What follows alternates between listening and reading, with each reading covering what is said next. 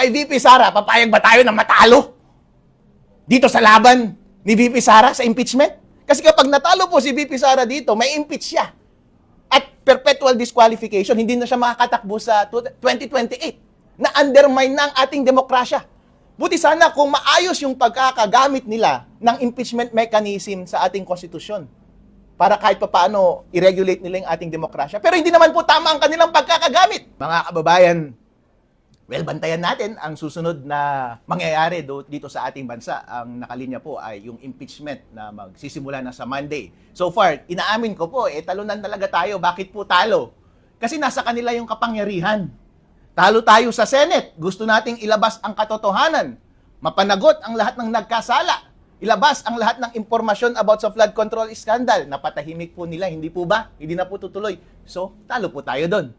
Kami na nagsasalita lamang na kumokontra laban sa korupsyon, kinakasuhan at pinapatahimik. O, talo ako in that respect. Pero kay VP Sara, papayag ba tayo na matalo dito sa laban ni VP Sara sa impeachment? Kasi kapag natalo po si VP Sara dito, may impeach siya.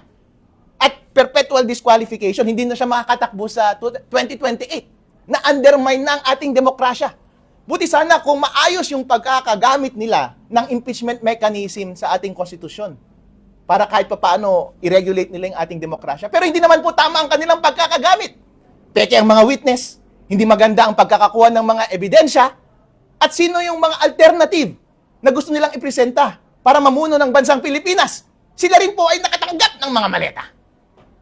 So yan po ba ang paraan para ma-appease ninyo ang taong bayan? Hindi po.